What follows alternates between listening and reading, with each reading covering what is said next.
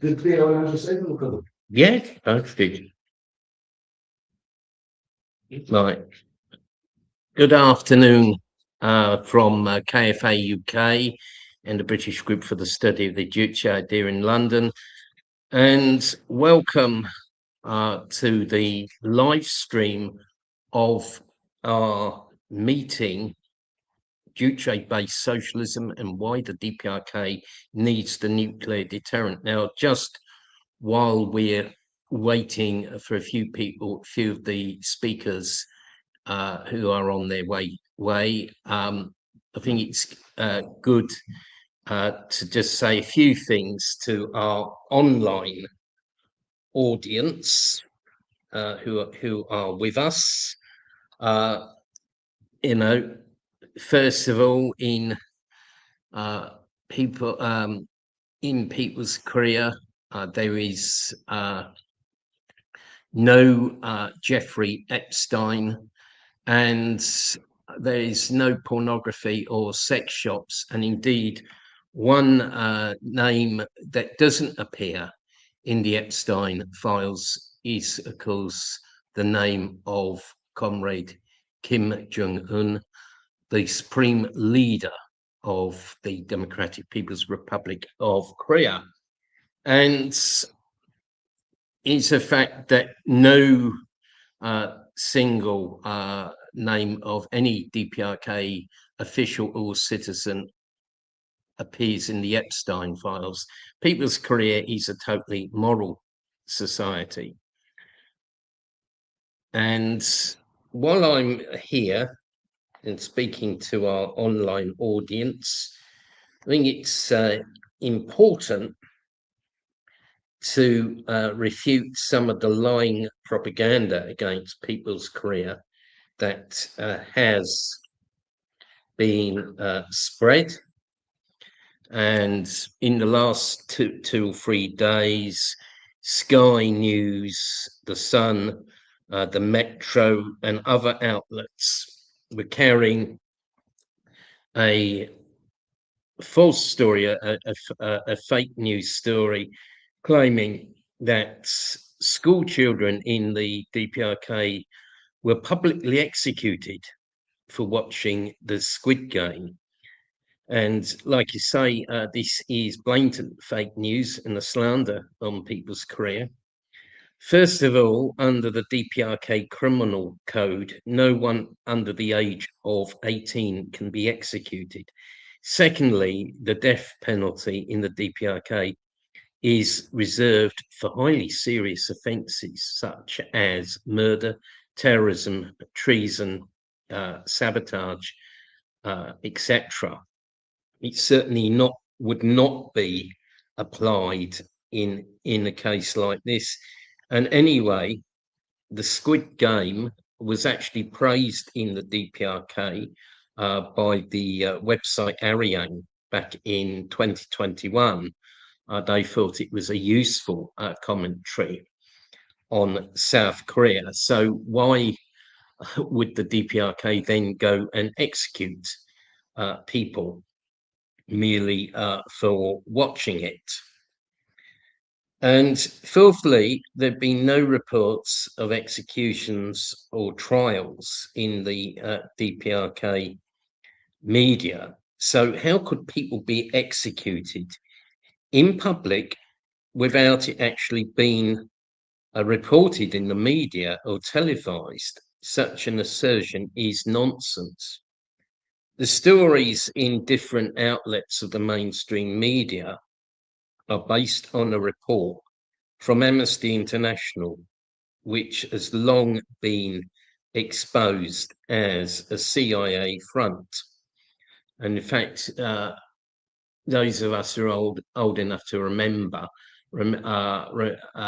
recall that during the Gulf War in 1991, Amnesty International spread a story about Kuwaiti babies in incubators being thrown on the floor by Iraqi troops.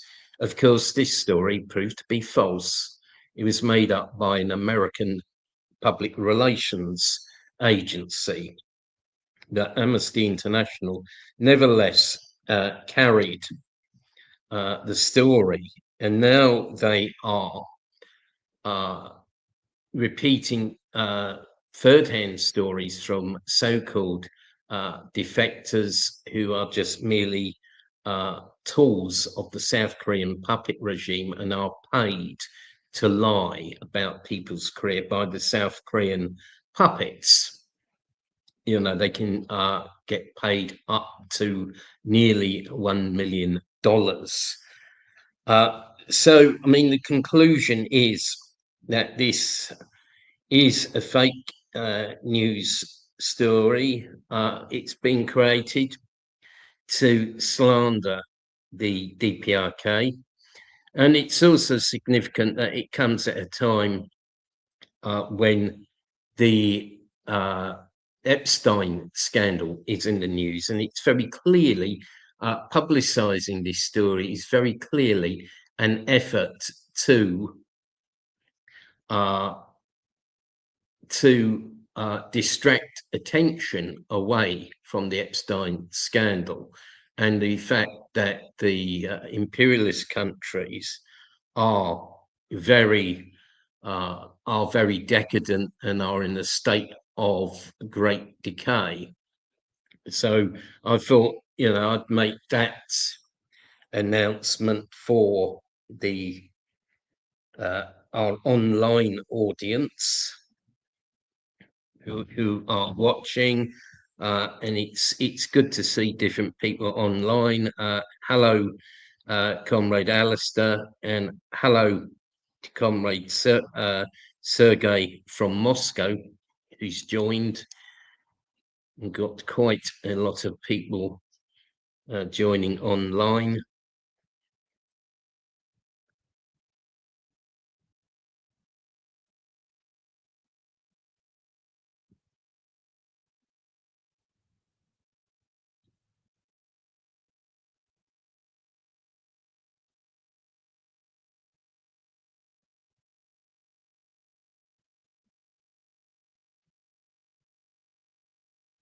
We hope to be starting the actual meeting very soon. I hope within within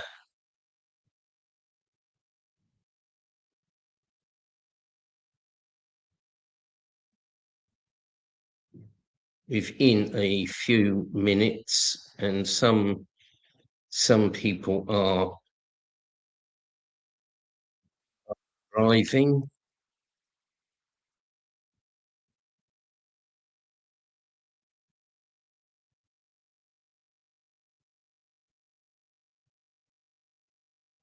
Right. Just shut the. They'll be back in a few minutes. Just got to find someone who's coming to the meeting.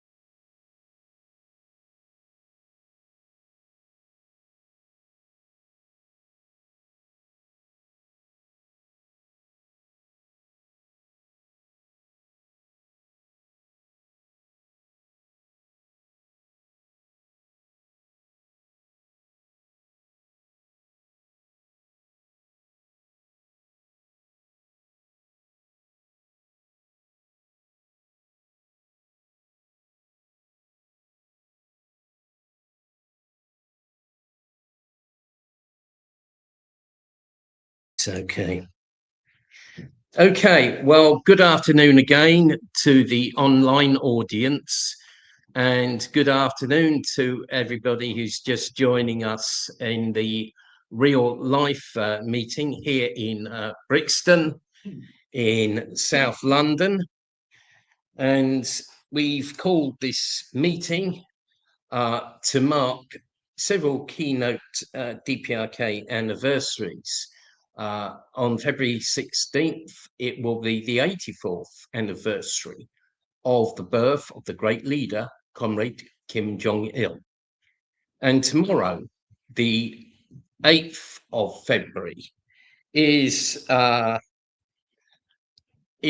the anniversary, the 78th anniversary of the foundation of the Korean People's Army as a regular revolutionary armed force. So this meeting will mark all those anniversaries. And I've got presentations on the subject of Juche-Based Socialism to put into perspective the life of the great leader, Comrade Kim Jong-il. And I will also be talking about why the DPRK has a nuclear deterrent. And I think this is a very important question because I think current events in the world have underlined how correct it is for people's career to have the nuclear deterrent. So I will speak on that. And we've also got a long paper from the DPRK embassy. So I will first read out the message for the birth anniversary of the great leader, Comrade Kim Jong-il, that we received from the embassy.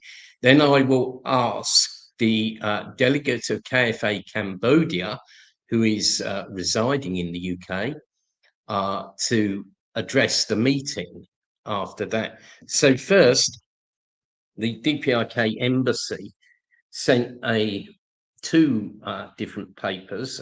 It was not possible for them to come to this meeting physically today because of pressure of work, but they took time out to send two papers. And the first paper is called Legacy of Chairman Kim Jong-il.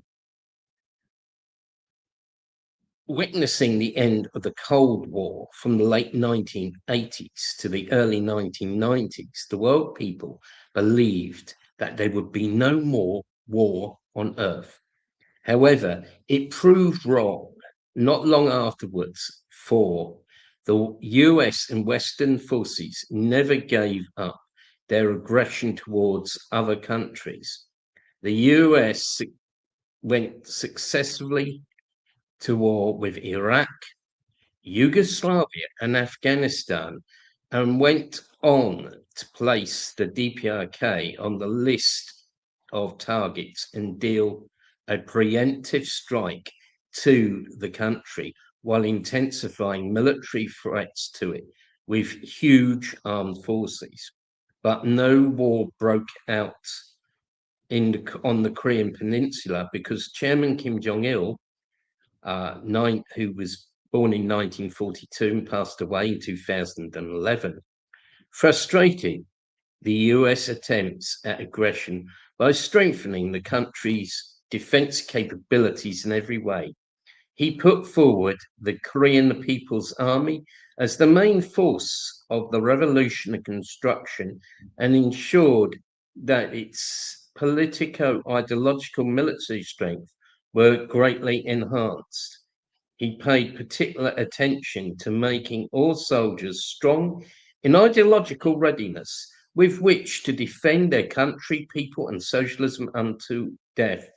Besides, he directed primary efforts to bolstering up defense capabilities so that the KPA was equipped with modern military hardware and poised to foil any provocation of the enemies.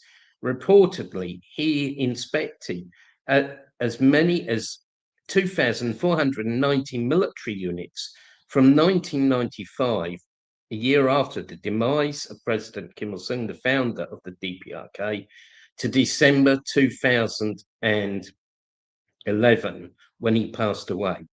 Under his leadership, the DPRK finally came to possess the even more powerful nuclear war deterrent, and the KPA emerged with invincible armed forces prepared for both offensive and defensive measures. At that time, foreign military experts unanimously predicted that if war broke out in the Korean Peninsula, located in a geographically important vantage point, the powers would inevitably embroil themselves in it and it would turn into a thermonuclear war and a third world war.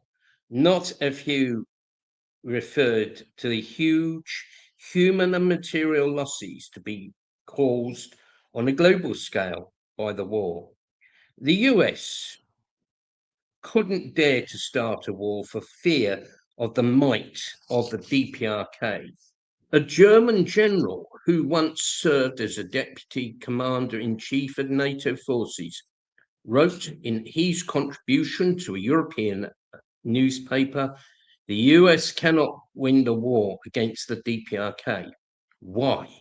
First, General Kim Jong-il commands the entire armed forces in the DPRK. Second, the country has a powerful army, well trained and equipped with the latest military hardware. Third, it has a tradition of guerrilla warfare, modern warfare, and has never overpowered guerrilla warfare. Fourth, the Korean people are united solidly behind the leadership of Chairman Kim Jong-il. And that is indeed the legacy of Chairman Kim Jong-il. So I would now like to call Comrade Lee Kim Long, the KFA official delegate from Cambodia. If you take a seat on this side, so you know the online audience can see you as well. Oh, it's great to be in one of the live stream with Dr. Dermot. I've watched a lot of these on YouTube before on the Sangun 007 channel on YouTube and came to be a regular viewer. And today I'm very happy to be speaking to all comrades who are watching online and in person as well. First of all, I would like to say dear greetings as dear comrades and friends. Today we gather here in London in the spirit of respect, solidarity, and revolutionary pride to mark two profoundly significant occasions: the 84th anniversary of the birth of the great leader, Comrade Kim Jong-il, and the 78th anniversary of the foundation of the heroic Korean People's Army. These anniversaries are not just merely historical milestones, but they are living reminders of the strength, dignity, and resilience of the Democratic People's Republic of Korea. Today, I'm very honored to be here to speak and to listen to friends of the DPRK who deeply admire the Korean people's unwavering commitment to sovereignty, independence, and socialism. Comrade Kim Jong-il stands in history as a strong figure of strong revolutionary leadership. He faithfully upheld and creatively developed Juche-Based Socialism, the great idea first pioneered by President Kim Il-sung.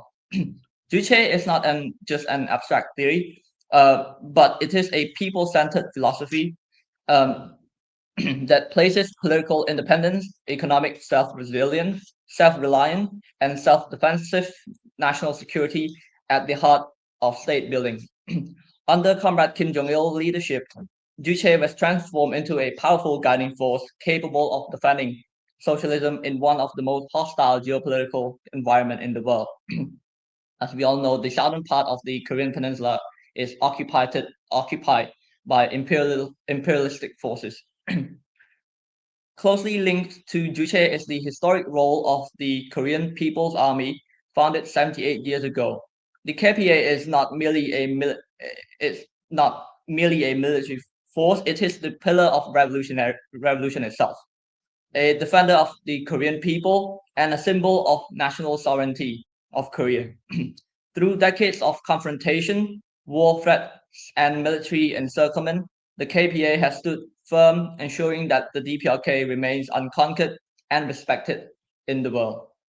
It is within this historical and security context that we must understand why the DPRK is right to possess nuclear weapons.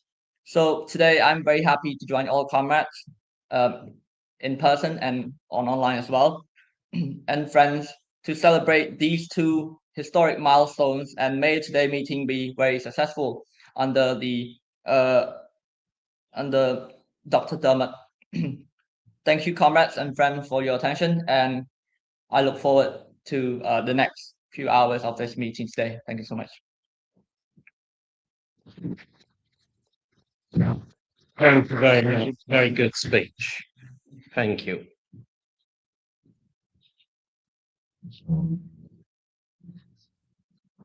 Well, I thank Comrade Lee Kim Long for his excellent speech, and also for making the effort of travelling all the way from the east of England to be here at this significant meeting that we've called to mark the significant February anniversaries of the DPRK.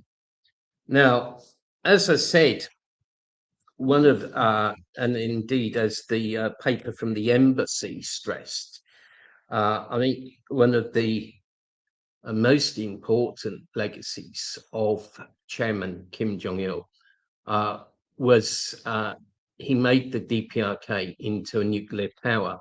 And, and I think this also ties in with the anniversary of the foundation of the Korean People's Army tomorrow.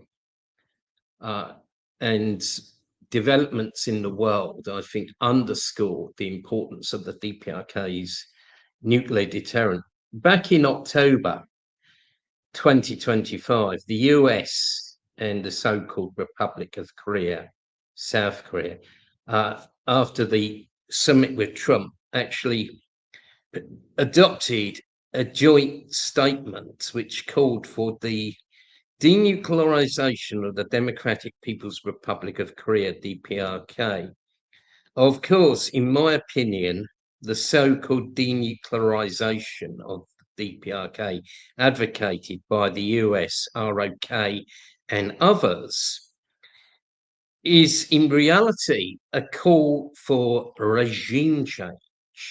It is decommunization or desocialization, not denuclearization.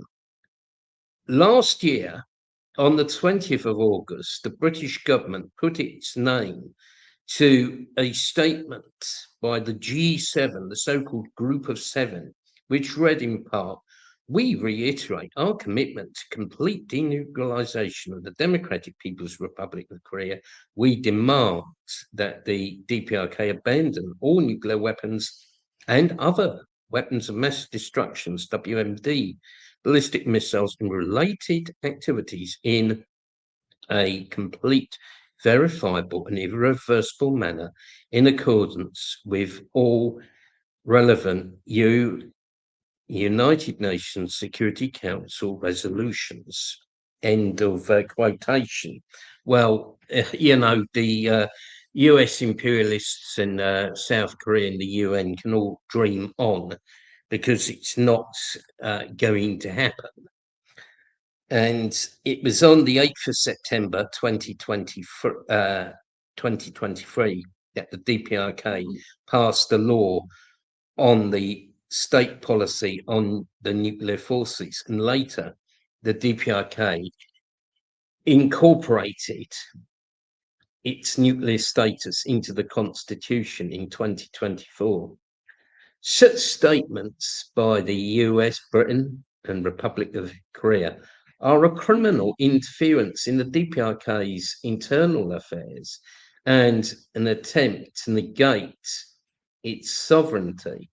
Disappointingly, some on the left and in the peace movement do not understand why the DPRK has nuclear weapons. For example, when in 2023, the DPRK affirmed its status as a nuclear weapons state, the Campaign for Nuclear Disarmament of the UK stated this was, quote, a very worrying development, unquote. So C and D are worried about the DPRK's right to defend itself. They regard it as a very worrying development, apparently.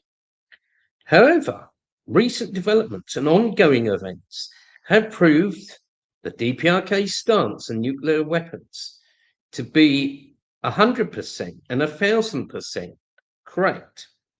On the 3rd of January this year, the US launched a completely unprovoked attack on Venezuela, which we now know killed a large number of people, about 100 people, and in an outrageous act of state terrorism, actually kidnapped President Maduro and his wife and carried them off to the United States, where they remain today in prison.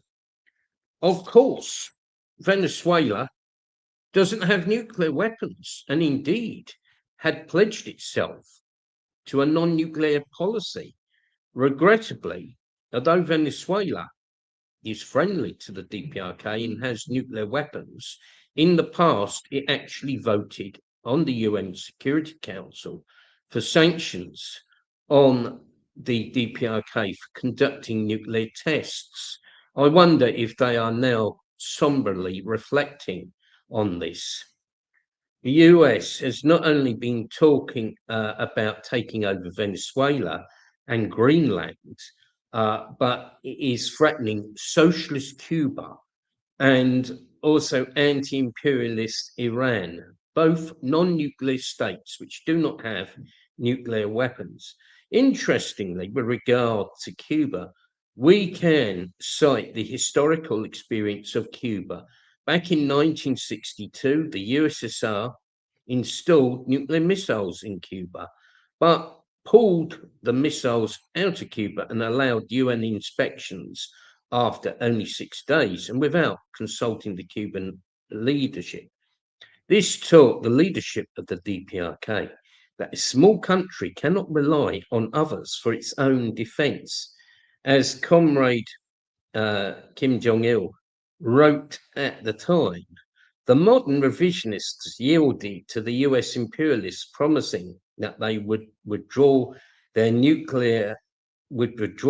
missile bases as well as all weapons they had deployed in Cuba.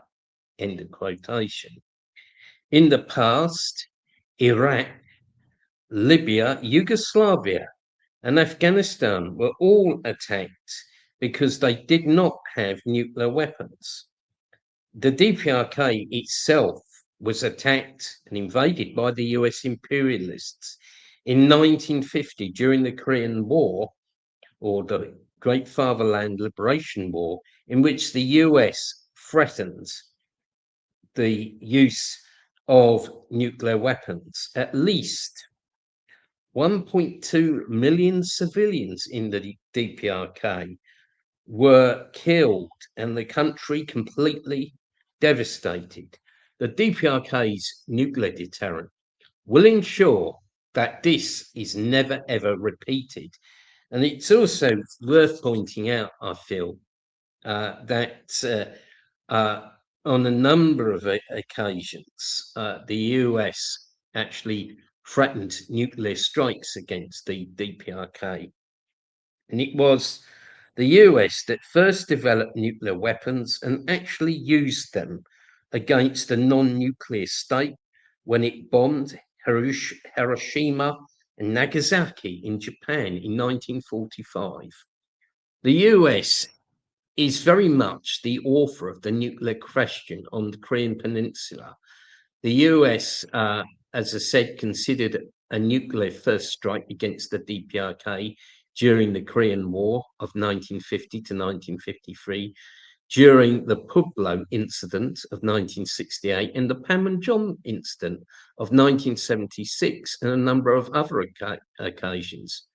The US designated the DPRK as a target of a US nuclear first strike in 2002, along with other countries.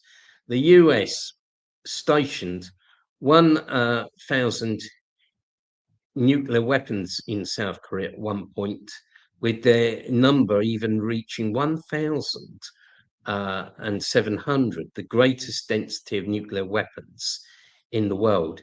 Now, supposedly, the US claims they withdrew these weapons in the 1990s. However, they refused to accept international inspections to confirm this fact, and later stated that they would neither confirm nor deny the existence of their nuclear weapons in South Korea. And just to add what people these days call fun facts. Well, fun fact is that the DPRK didn't carry out its first nuclear test until 2006, nearly 50 years after the US introduced nuclear weapons onto the Korean Peninsula in 1957. Many believe that US nuclear weapons are still in South Korea. But what is beyond any doubt or question is that the US and South Korea on numerous occasions have staged nuclear war exercises against the DPRK, and there's some, I believe, coming up in March. And US nuclear submarines and nuclear aircraft carriers have been in Korean waters, as well as US nuclear bombers overflying the Korean Peninsula. The US and South Korea also established a nuclear consultative group in 2023 with the aim of waging nuclear war on the DPRK.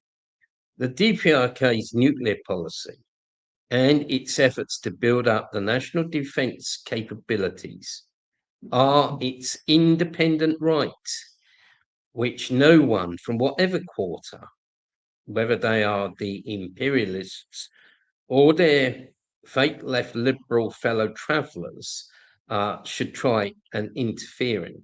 Those on the left who call for the DPRK to disarm are basically calling for the overthrow of the socialist system of the DPRK.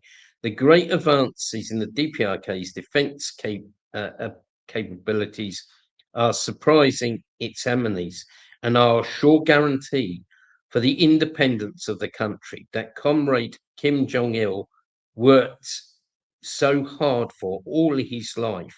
And the DPRK's nuclear deterrent safeguards the existence of Korea and the people-centered socialist system, which is the legacy of Comrade Kim Jong-il, as well as the cradle of happiness for the Korean people. Thank you for listening.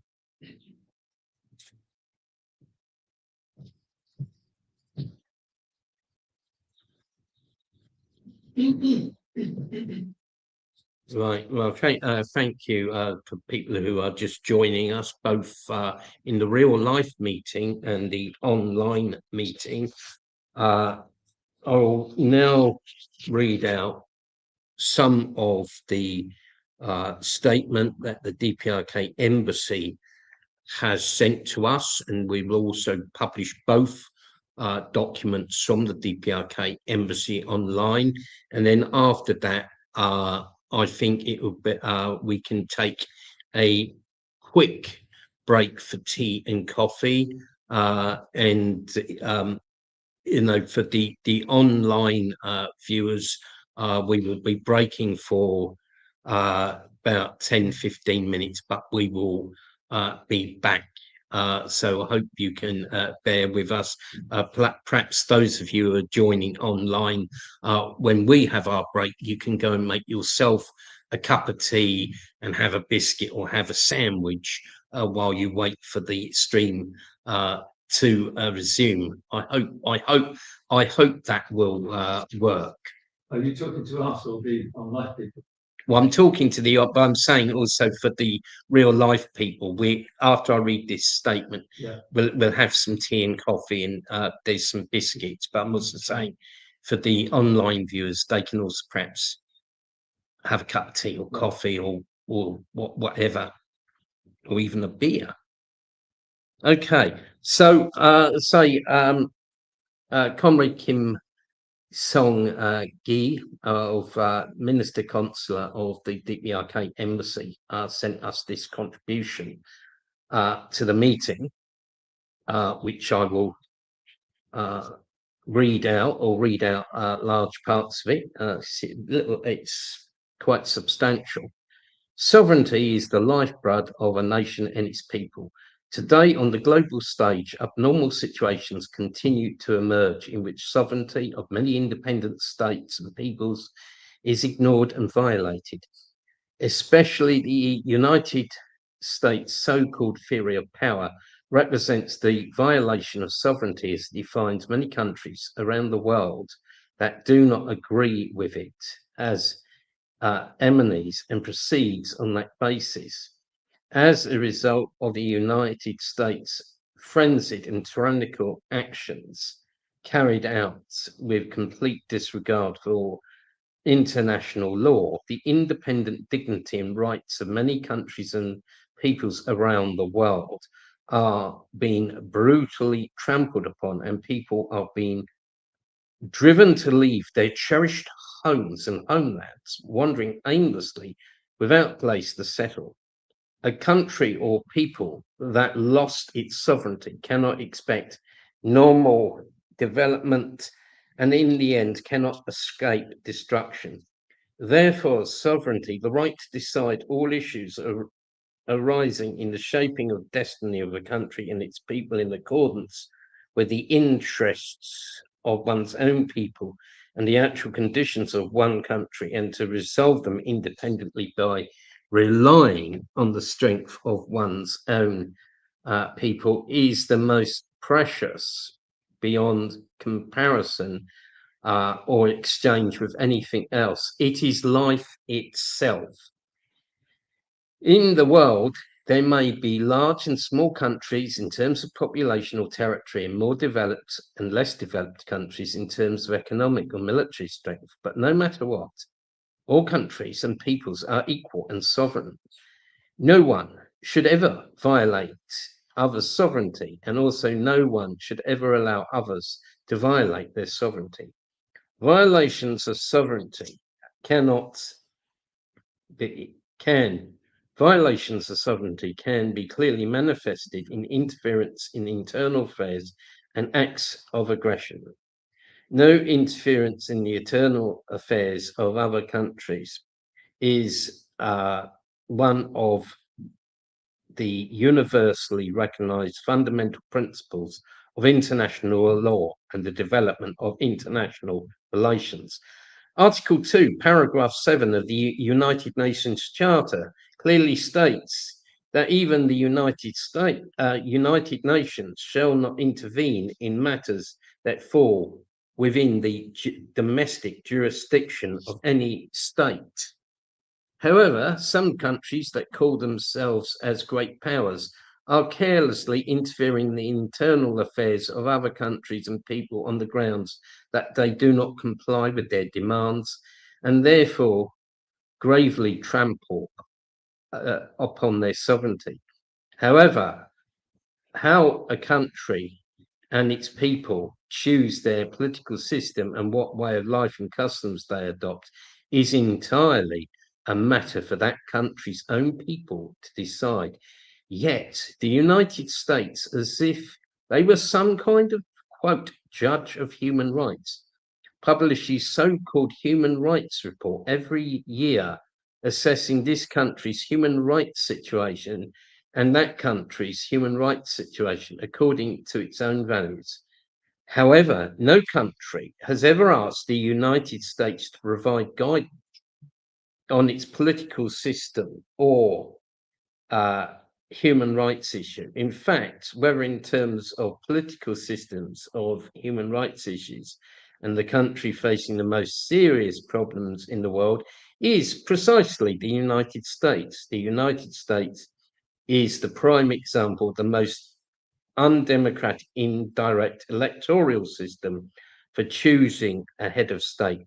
And it is also the country that ranks first in the world in violent crime rates, including gun-related crimes.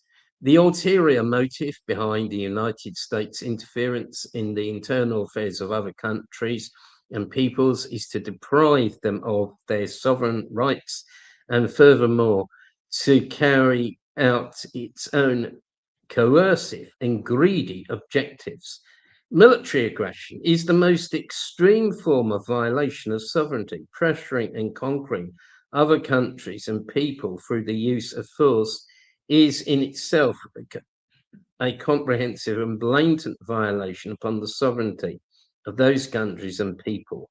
Under the pretext of the so-called war on terror, the United States sent troops into Afghanistan and overthrew the country's legitimate government and spreading deceptive claims about suspicion of development of nuclear and biological weapons. It invaded Iraq, disregarding United Nations resolutions. As a result of US military invasion, Iraq and Afghanistan have not been able to achieve normal socio-economic development, but they have been driven to extreme levels of interethnic distrust and confrontation, with the blood of innocent people continuing to flow without end. All these facts demonstrate that sovereignty is indeed the very life of every country and people, and that under no circumstances should interference in internal affairs or acts of aggression by external forces be tolerated. In order to guarantee and confidently exercise the sovereignty of a country and its people, the principles of independence in ideology, autonomy in politics, self-reliance in the economy, and self-defense in national defense must be firmly upheld and implemented. These principles are being realized today in the Democratic People's Republic of Korea. The founder of Socialist Korea and the great leader, Comrade Kim Il-sung, said, sovereignty itself is the life for the nation and people, and never tolerated any external interference and aggression, no matter what the circumstances. 58 years ago, the United States seriously violated our sovereignty by dispatching the armed spy ship Pueblo into the territorial water of our country for espionage. With their spy ship Pueblo, when their spy ship Pueblo was captured, the United States launched a massive campaign of false propaganda claiming that the Pueblo was in international waters and that it had not engaged in espionage, while at the same time trying to force us into submission through military threats. The United States summoned the National Security Council and decided to take military retaliatory measures and accordingly mobilized large-scale land, naval, and air invasion forces along the coastal waters of our country, escalating its threats against us. Our great leader, Comrade Kim Il-sung, who did not allow any small aggressions violating sovereignty of our nation and its people, proclaimed a revolutionary stance both domestically and internationally, even though we did not wish any war, but also were not afraid of it, and that our people and People's Army will respond to United States retaliation with retaliation and to all-out war with all-out war. The principled and resolute stance of our great leader was a merciless hammer blow against the forces seeking to ignore and violate our sovereignty. And it rallied our Korean People's Army soldiers and the entire populace to rise as one in a just sacred struggle to repel the aggressors. Confronted with our resolute stance and unbreakable spirit of our army and people, the US imperialists were forced to surrender. The US government acknowledged the espionage and hostile acts committed by the armed spy ship Pueblo, formally issued a solemn apology, and had no choice but to sign a document guaranteeing that no vessel would henceforth intrude into the territorial waters of the DPRK. 23 years ago, on the 10th of January 2003, the government of the DPRK made a statement solemnly declaring both domestically and internationally its formal withdrawal from the Nuclear Non-Proliferation Treaty and its complete release from the constraints of the Safeguards Agreement with the International Atomic Energy Agency. This was a self-defensive measure taken by our government, which will never tolerate any violation upon the sovereignty of the country and the nation. The great leader, Comrade Kim Jong-il, perceiving the United States' ulterior motive to isolate and destroy our republic by taking issue with our peaceful nuclear development, responding to the commotion of the so-called nuclear development suspicions raised by the United States and its public followers with the possession of nuclear weapons. When the United States attempted to resolve the issue through military pressure, he declared a quasi state of war across the entire country and rallied the whole army of all the people to a decisive showdown with US imperialism. Today, the revolutionary spirit of our party and people who regard the sovereignty of the country and nation as precious as life itself are prepared to defend and exercise it at the cost of their lives is being carried forward unchanged by respected leader Comrade Kim Jong-un. At a time when US nuclear strike assets and massive forces are being poured into the Korean Peninsula, and extremely aggressive military actions such as inland advance operations and quote Pyongyang occupation operations quote and decapitation operations quote are being openly carried out. The respected Marshal Kim Jong-un drove the enemy onto the defensive through test launches of powerful cutting-edge weapons capable of instantaneously reducing the enemy's strongholds to ashes, as well as live fire drills by long-range artillery units of the Korean People's Army. He further tightened the noose around the United States with tests of intercontinental ballistic missiles. Today, our republic is proclaiming its dignity to the entire world under Comrade Kim Jong-un, who regards independence as his lifelong revolutionary creed and the revolutionary practice of the great leaders. Nuclear weapons are no longer the exclusive possession of the United States, and the era in which it could unilaterally threaten the DPRK with nuclear weapons has passed forever. The DPRK's nuclear deterrent now includes the hydrogen bomb and has grown into a formidable force capable of striking down in a single blow any power that threatens the sovereignty of the DPRK, and it provides a firm guarantee for the economic construction of the DPRK and the building of a civilized nation.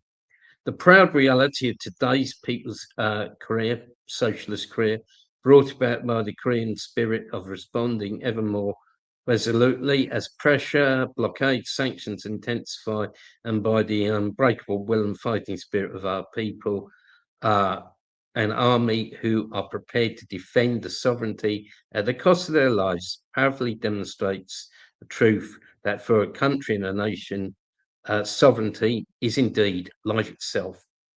Our army and people will continue to regard the sovereignty of the country as life itself, will never tolerate any attempt by external force to deprive them of their independent dignity and rights, and will proudly unfold beneath the sky a powerful socialist state that thrives with independence and blossoms through independence. Thank you very much for listening. Right, okay. We will now have a break. The actual physical audience here, which seems to be a lot bigger than earlier, can have some refreshments which are in the kitchen.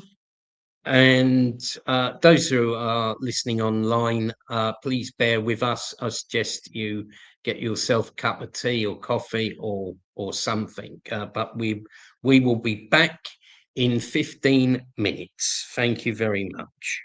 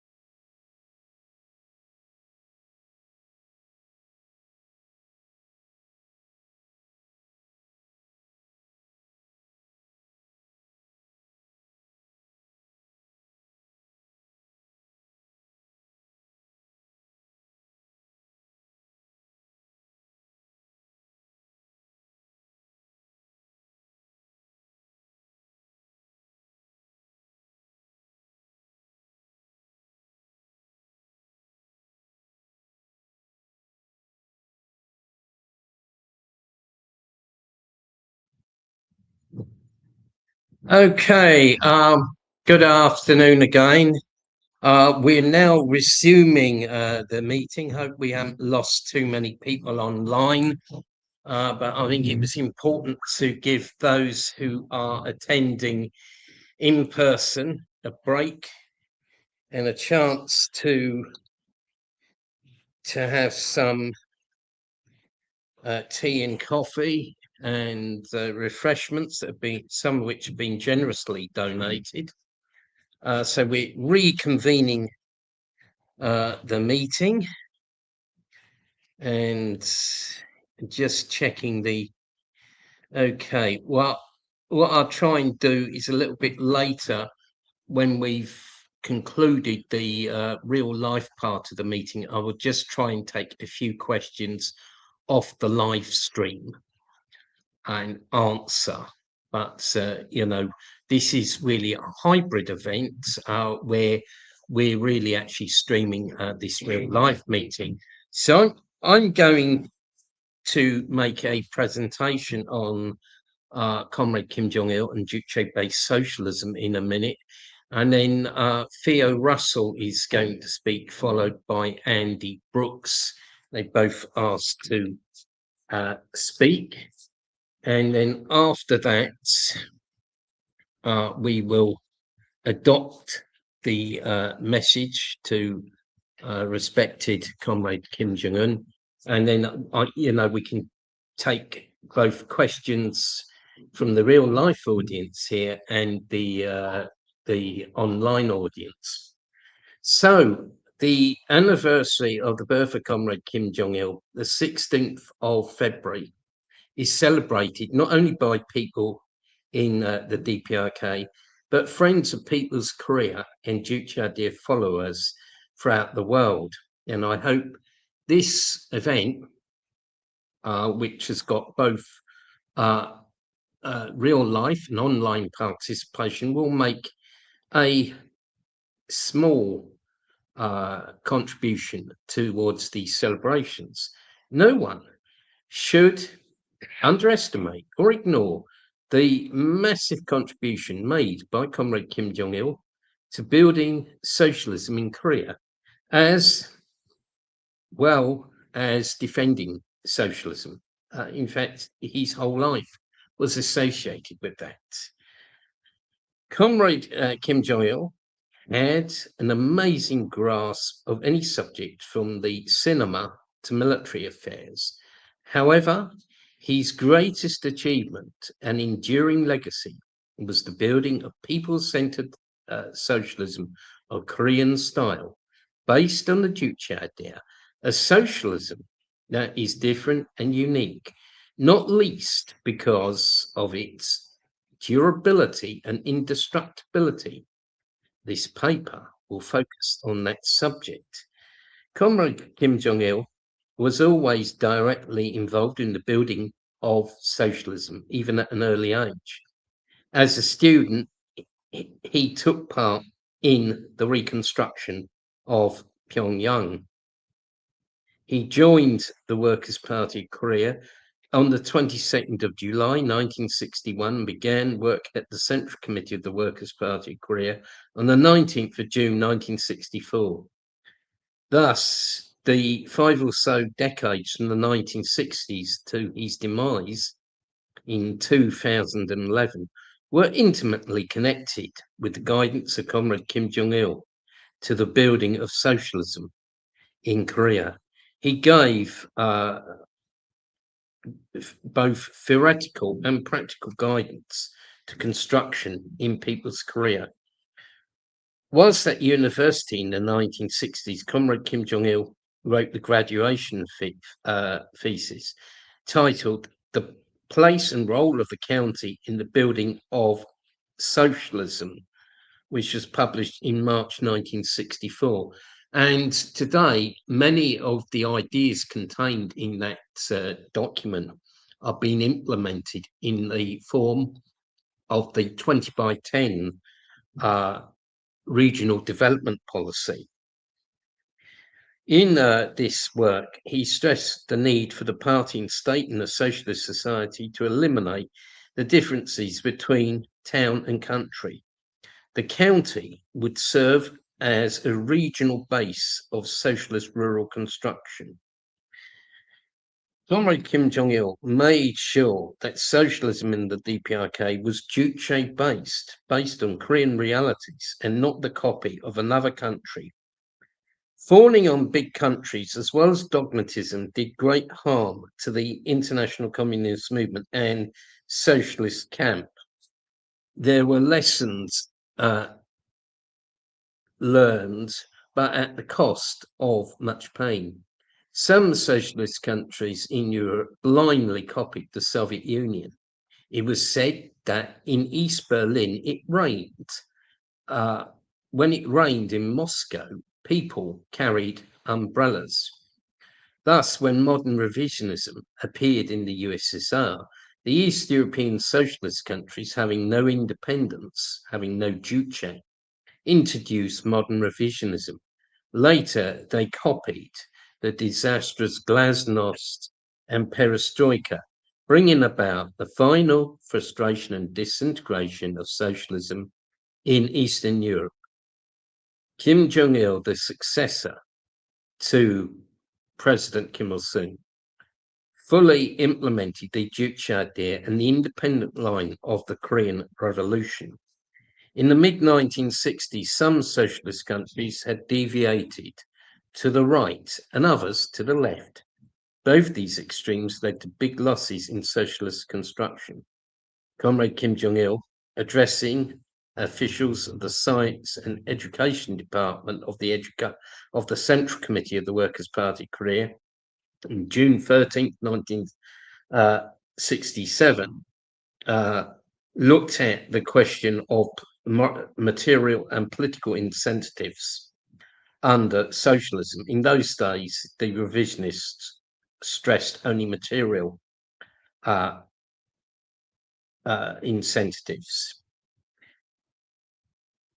Comrade Kim Jong-il said that, and I quote, "If a socialist economy is managed in accordance with such revisionist theory, the difference between a socialist economy and a capitalist economy will gradually disappear, and the socialist economies will degenerate into capitalist ones. In the final analysis, mercenary egotism will gain ground among people, and in the end it will reach the level where it erodes and undermines the whole socialist society." End of quotation. This is a deep and perceptive analysis. The leftists ignored material incentives and stressed only political and moral incentives, which caused losses in socialist construction.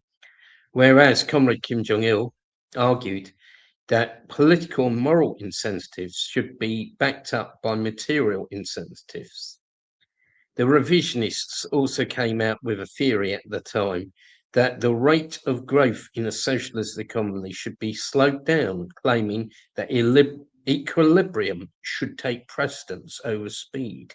Comrade Kim Jong-il hit back, saying, "This is a revisionist theory which is blind to the superiority of the socialist system. It is a very harmful capitulationist theory to retreat in the building of socialism." End of quotation.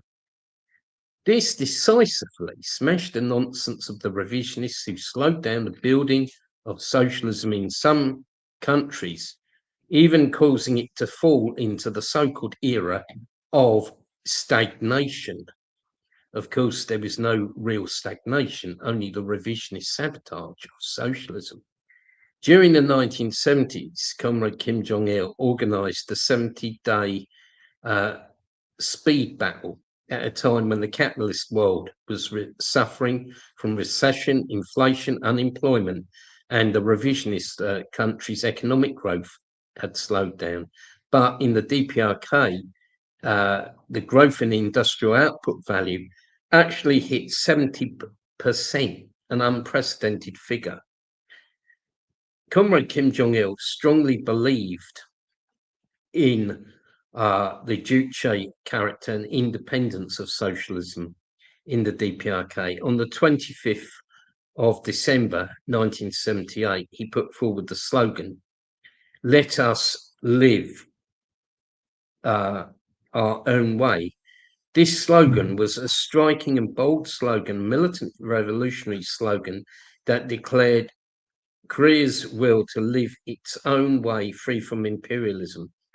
It was an expression of the Juche-based faith of the DPRK, guided by Comrade Kim Il-sung, to independently and self-reliantly construct socialism without being fettered by big power chauvinism or US imperialism. At the time when the slogan was put forward, the DPRK faced intense pressure from the modern revisionists and opportunists, as well as sanctions and blockades of the US imperialists and the machinations of the South Korean puppet clique.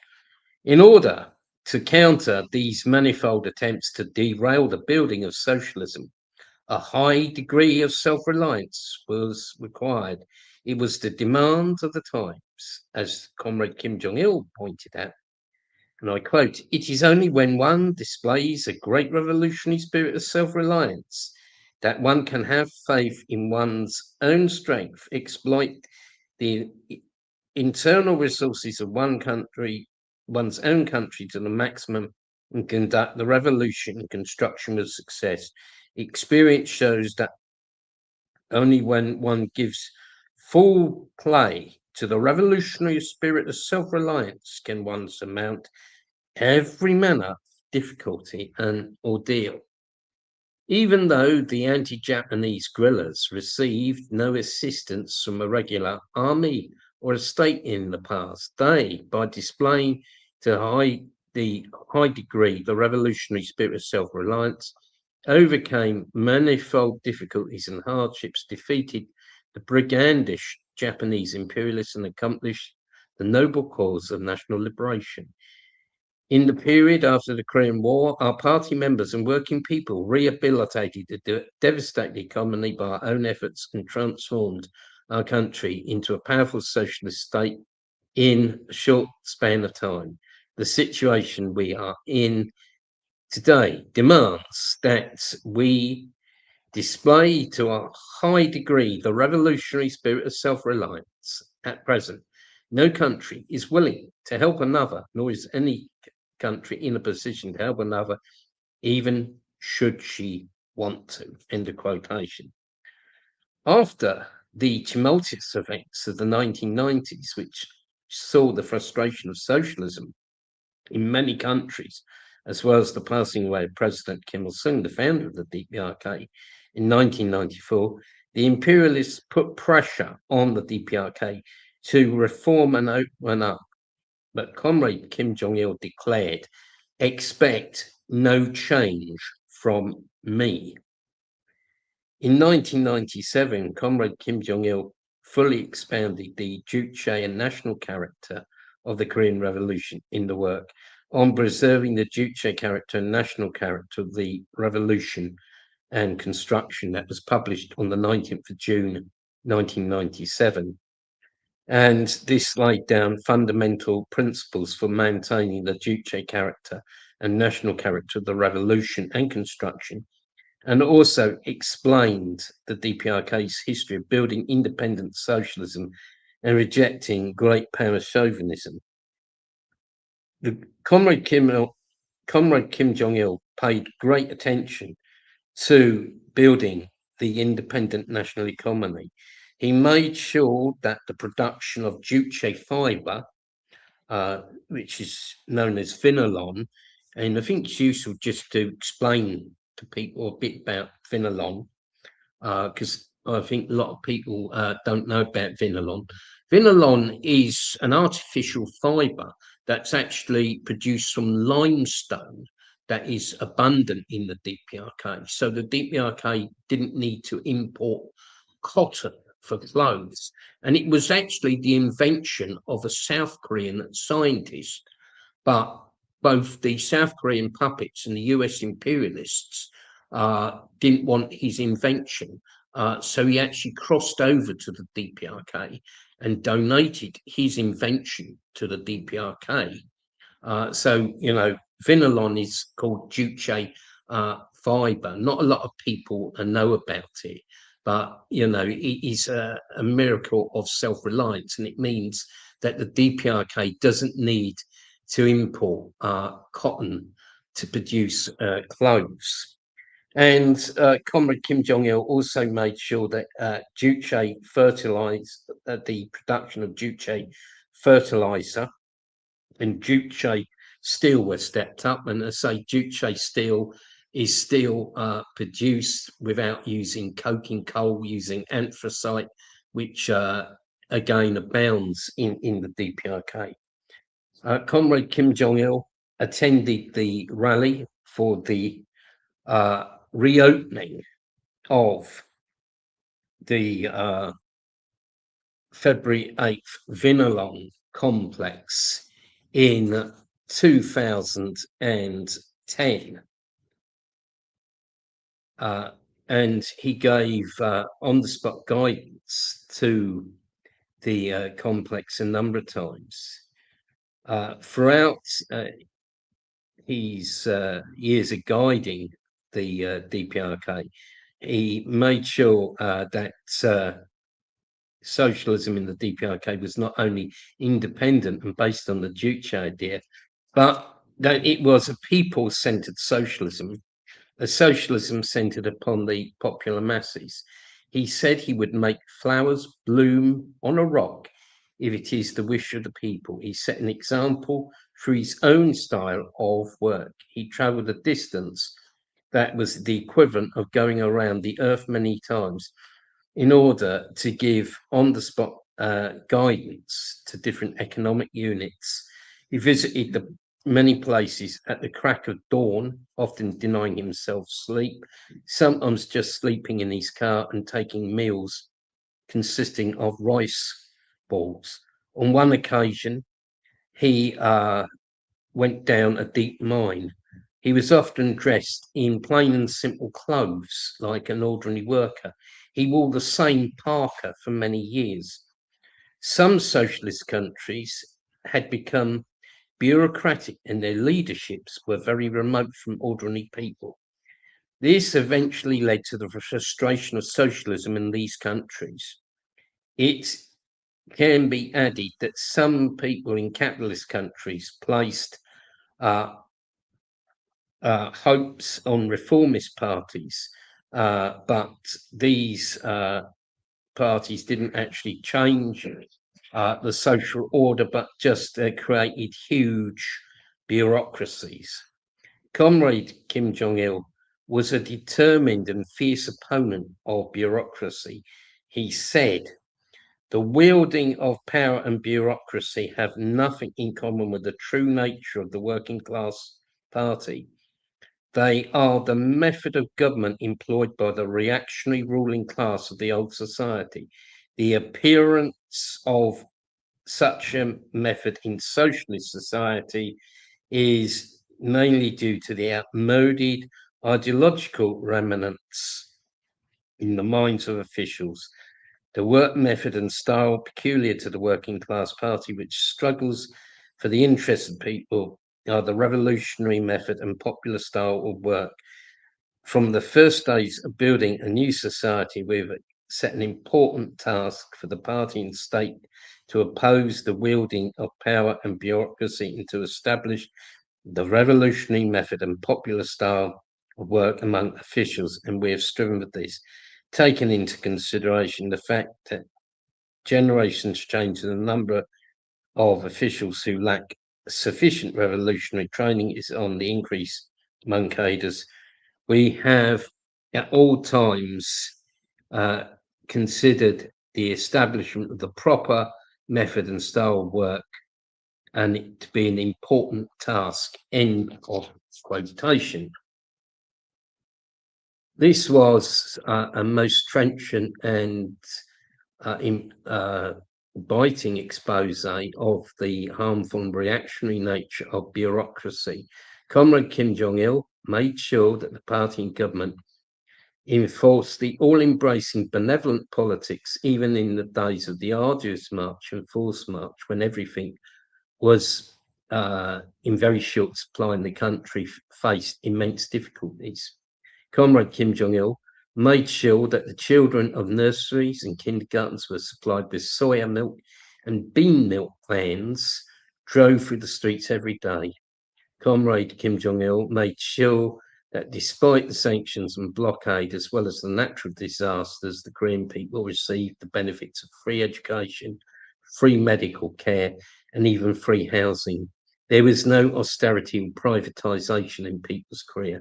The great leader, Comrade Kim Jong-il, was a great genius of the revolution construction, who built people-centered socialism, Juche-Based Socialism, in the land of people's Korea. And that is the legacy that lives on today under the leadership of the great leader,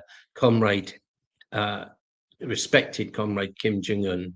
Glory to the eternal memory of the great leader, Comrade Kim Jong-il. Thank you for listening, comrades. And now our next speaker, I believe, is Theo Russell. If you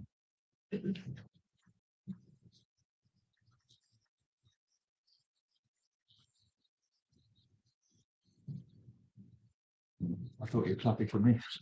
I'll down up there.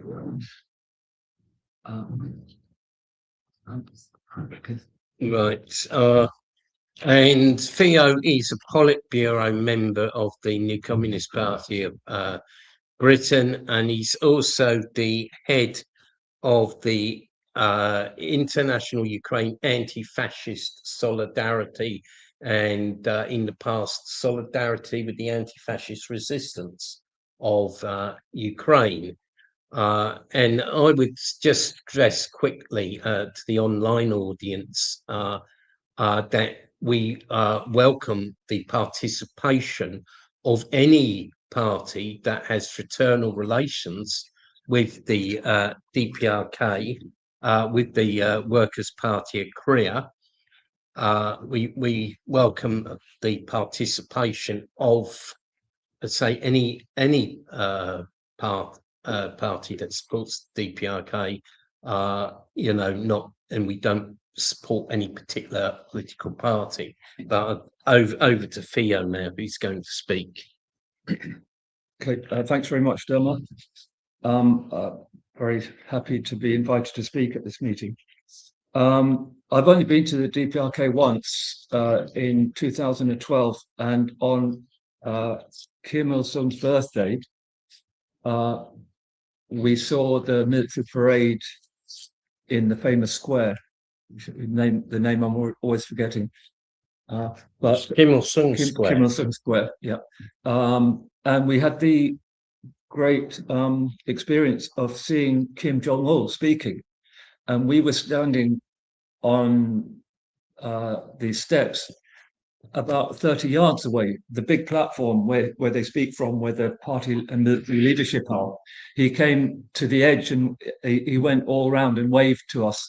So we literally saw him waving and smiling from about 30 yards away. And in that speech, he said that he described how when Kim Il-sung founded the Korean People's Army 78 years ago, he brought the anti-imperialist resistance groups together, and they started the Korean People's Army with 2 handguns, sort of thing you'd use to rob a bank. And it's just absolutely incredible when you look now at the strength of the Korean military forces, that they're infinitely stronger than those of Iran, for example, which is has powerful forces.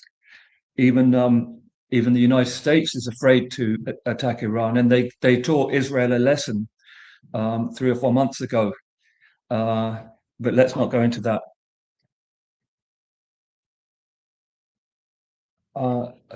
I just wanted to pay particular tribute to the Koreans for their unique approach to the war in Ukraine. It's the only country in the world, when the SMO began and they had the vote of the United Nations, some countries abstained, but only 4 or 5 countries voted in favor of. They voted against the resolution condemning Russia, one of which was the DPRK. But the DPRK is the only country which has actually sent troops, and those troops cover themselves with honor.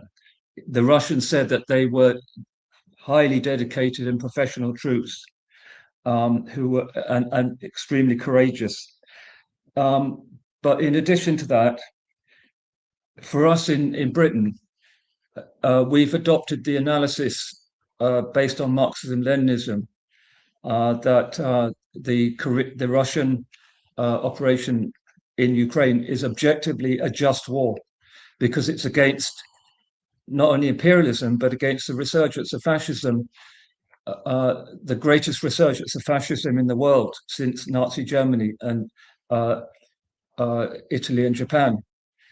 Actual, real Nazism right now is ruling in the NATO-backed part of Ukraine. So that's a very brave position to take. It's been very difficult for us in Britain.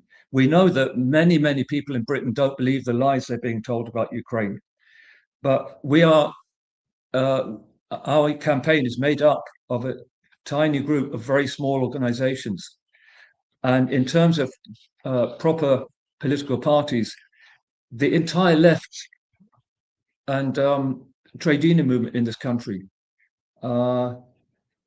condemns what the Russians are doing. They just simply call it an invasion. We had a meeting recently online with the leader of the Donetsk branch of the Communist Party of the Russian Federation, and he explained how the Russian ruling class is divided between oligarchs who perhaps some of them want to do a deal with America and may become part of the world dollar trading system. But there's another part which includes large business people and oligarchs who are patriots and also anti-fascists. So they work in alliance with them.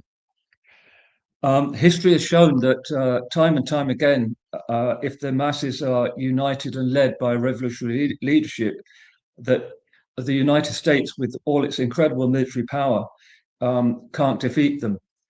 We've seen that in Korea, in Vietnam, in Iraq, and Afghanistan was an incredible example. Villagers and peasants in sandals carrying rifles, because in Afghanistan they have a tradition of virtually every man knows how to fight and carry a gun. There's only a limit to how much military power the United States can use without alienating the rest of the world. They don't want to end up looking like Nazi Germany, who, for example, completely wiped out cities like Rotterdam by aerial bombing.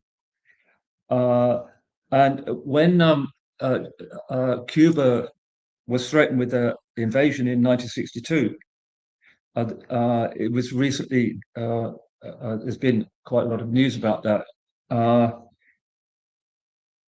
They mobilized 270,000 people, and they knew that they were going to face several days or a week or 2 weeks of American bombing. But the philosophy was that when the bombing ended and the Americans landed on the beaches, that there would still be people there to resist them. And Cuba has given a great example to the world in its revolutionary mentality with the slogan, Patria o muerte, our country or death. And they really mean that.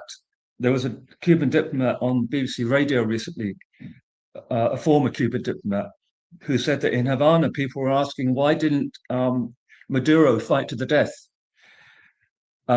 Because that is what people in Cuba, despite all the incredible problems which Cuba is going through right now, and being the that the Americans are trying to strangle it by seizing oil tankers and so on. We haven't seen hundreds of thousands of people trying to leave Cuba. The people of Cuba still support the party.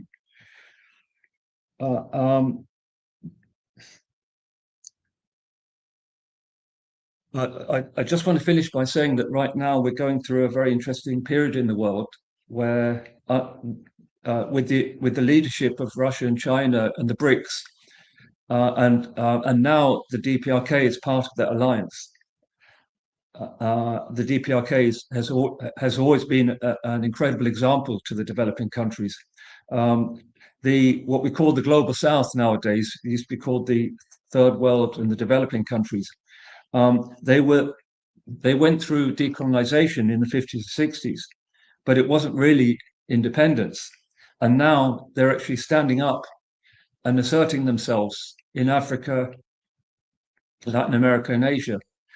You could say it's a second wave of independence, and they're able to do that because of the support that they're getting from Russia and China, and the example of the DPRK. So I'm very glad to see that the DPRK is setting an incredible example of the world, and I hope everyone here gets an opportunity to visit there, because that's an amazing experience. If you can't do that, there's a lot of very interesting travel videos. There's a video from only about 3 weeks ago of a Chinese couple who went there, and you can see it's interesting that the Western media, they're no longer talking about people starving in the DPRK, because it's obviously not the case, especially since they've re-established fraternal relations with the People's Republic of China and the Russian Federation, very close relations. Putin actually visited the DPRK last year, and Kim Jong-un has been on at least 2 visits to the Russian Federation. Yes. So anyway, that's all I wanted to say. Right. Thank you very much. Thank you very much, Theo, for your speech. And now I believe Andy Brooks indicated he wanted to speak. You want me to give me a chance to say a few words? I believe you're going to say something on the question of Korea's nuclear. Yeah, I've already given the speech. Anyway, Kim. Gareth will also speak. I'll just introduce Andy, and Andy Brooks is General Secretary of the New Communist Party. He's also a long-standing KFA member for about 20 years. And more significantly, he's actually met President Kim Il-sung several times, and he's visited the DPRK on numerous occasions. And then Andy will be followed by Comrade Gareth. So floor to you. Yeah, I just want to say, Andy, because we're talking about Kim Jong-il and we're talking about independence. And, we could spend hours and hours, but one of Kim Jong-il's great achievements was the development of the DPRK's nuclear deterrent. yes. Now, Kim Il-sung bent over backwards to reach an agreement with the American imperialists. Carter was sent by the Americans to meet Kim Il-sung. In fact, there was a provisional agreement that the DPRK would mothball its reactor, which made plutonium, in return for the supply of Oil. And the light water reactors, which can't produce plutonium. The Americans, apart from one foundation stone, they never kept any of their promises. They did supply oil, but only because they wanted to make the DPRK dependent on their oil. And of course, they believed that the DPRK wouldn't last long. They did. They were, and so they've constantly tried to suppress this. Now, the reason I'm talking about this is there's negotiations with the Iranians now, and the Americans, their priority is regime change, obviously, but also for the Iranians to abandon their nuclear research. Now, we have to be clear that, and this is the problem in this country, that communists have always called for multilateral disarmament, but unfortunately, when the revisionists were in charge in this country and when they had a say in C&D, they actually went largely along with the erroneous demand of unilateral disarmament. Now, this was a difficult argument. We had to argue against this to say that unilateral disarmament is something for nothing. Whereas if you're asking one party to give up something, you have to give up something in exchange. But the Americans offer nothing. They offer nothing to the Iranians. They offer nothing to the DPRK in return. All they're saying is that they're opposed to proliferation. They don't want any countries to have nuclear weapons except themselves. And we can see the lessons of Syria. I suppose to a certain degree, the capture of the Venezuelan leader, countries which don't have or didn't have the capacity to defend themselves against the United States in that way have fallen to it. On the question of independence, the other thing we have to realize, and I don't think in the anti-war movement we ever gone into this in any great detail in this country, is that the countries which were occupied by the United States after the Second World War, and I include Britain in this case, are not truly independent. Britain, Germany, Japan, when the chips are down, the politicians and so on actually just carry out the bidding. Now, the DPRK in its position stands out because of those two principles: independence. It is opposed to war, but it supports national liberation. Kim Il-sung was an outstanding leader amongst the Third World. I remember, was it 84, Dermot, when he did his tour? It was 1984 when he visited the socialist countries, but you're thinking of 1970s when he he went to Algeria. Yes, I was in Algeria about 2 weeks after he left, and everybody who had struggled against colonialism knew Kim Il-sung's own struggle. And so when we look at the DPRK, and we look at the leadership of the Workers' Party of Korea and the role of the masses there, it's always been there. Now, because Korea is at the front line, because it is partitioned, and Kim Jong-il said that the Korean peninsula can never be ignored. As long as it's partitioned, there will always be crisis. Yes. So I think the work that we've been doing in campaigning over the years in solidarity with the DPRK is essential. And the fact that we encourage people, as Theo and others have said, if they can, to go there, but if they can't, to see what the Korean people are doing in the north of the country, the transformation of half a country we were talking about. This isn't the whole of Korea. The smallest part of the Korean nation is North Korea. But what they have done, I believe, still has the longest longevity in Asia. It still has a standard of living which is extraordinary, not only for Asia, but actually for any other of the former People's Republics.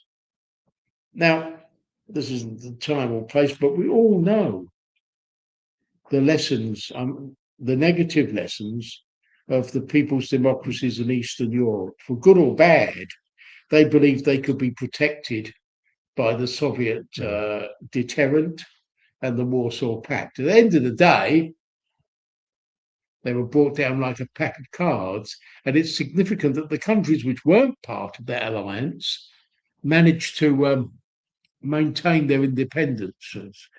DPRK, Cuba, Vietnam, Laos, even Afghanistan survived for 2 years, and Ethiopia until they were brought down. And so these are the lessons that we learn. Kim Il-sung created a mass movement from the bottom. There was already a Communist Party in Korea when he was a very young man. But sadly, even in those days, it was riddled with factionalism, sectarianism, and looking to other countries, in those days, the Soviet Union mainly, for the answers. But Kim Il-sung, with his movement amongst the school students and students, formed the first grassroots communist organization, which became the beginning of the fight against Japanese imperialism. And who in those days would have believed that the Korean people could have defeated Japanese colonialism? Not Sigmund Rhee, who went crawling to the Americans and to Chiang Kai-shek, the bourgeois nationalists in Korea. I think Sigmund Rhee went to Hawaii. Yes, Others went to China, to the Kuomintang. They had no faith in the masses in Korea. And in fact, that's because partly they feared them as well, because their demands are different. So I think when we pause and we remember Kim Jong-il, and indeed Kim Il-sung, both worked tirelessly for the movement. They say in Korea that Kim Jong-un and the Workers' Party of Korea is following the footsteps of the people who went before them. And to a certain degree, we all are. And in the pantheon of revolutionary leaders, Kim Il-sung, Kim Jong-il, and indeed Kim Jong-un, all are there because of their immense contribution.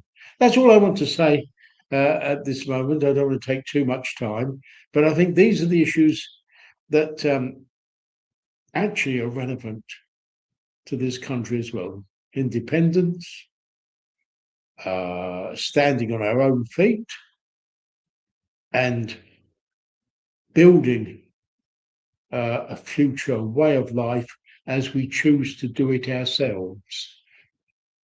That's not the essence of Juche, is that it's focused on, well, they call it man-centered, and revolves around humans. As Kim Il-sung said informally, he said, whatever is in the next world, we don't know. I don't think he was a communist. He didn't believe in the next world. We don't know, but it's irrelevant. It's this world that counts, and that's how we judge it. So I think on this Memorial Day, we should remember the achievements and try in our own way to go along that path ourselves. Well, I thank you for giving me so much time. Thank you. Thank you very, very much, Andy, for your contribution. And as I say, I emphasise that KFA is open to support from all parties, and I'm happy to have leaders of any of the parties that support the DPRK beside me here. Anyway, Comrade Gareth Murphy would like to speak, and Gareth has been a very keen supporter of our activities here in London, coming to many pickets of the US Embassy and other events. And if I got this right. Gareth is KFA member. He is a member of Unite Union and an anti-fascist campaigner and a solidarity campaigner with anti-imperialist countries.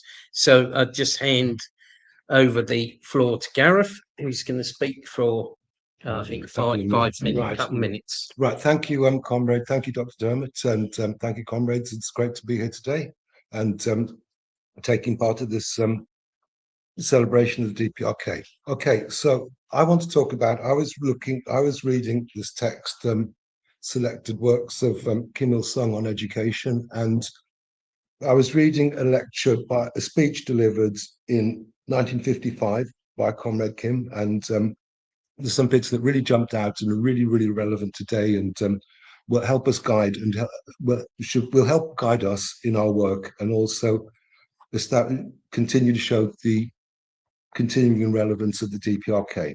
So the speech itself is entitled "On Eliminating Dogmatism and Formalism and Establishing Juche in Our Ideological Work."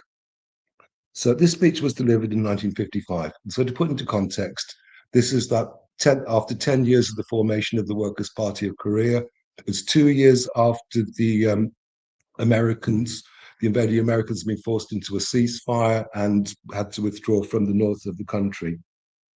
So Comrade Kim is looking back on the 10 years' work and what's good and what's bad and what has to be improved. And it's very interesting. He's very critical of some of the propaganda work that's happened and talks about the factionalism and wrong turnings and even saboteurs, which of course is really interesting always, because over here our media and politicians always like to talk about dictators and everything, whereas these policies, these have arisen as a result of intense debate and dialectical struggle.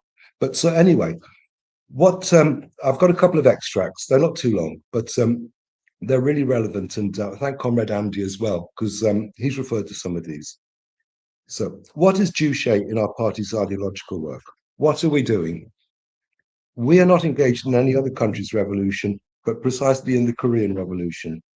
The Korean Revolution, constitutes Juche in the ideological work of our party. Therefore, all ideological work must be subordinated to the interests of the Korean Revolution. When we study the history of the Communist Party of the Soviet Union, the history of the Chinese Revolution, or the universal truth of Marxism, Leninism, it is all for the purpose of correctly carrying out our own revolution. To make revolution in Korea, we must know Korean history and geography and know the customs of the Korean people. Only then is it possible to educate our people in a way that suits them and to inspire in them an ardent love for their native place and their motherland.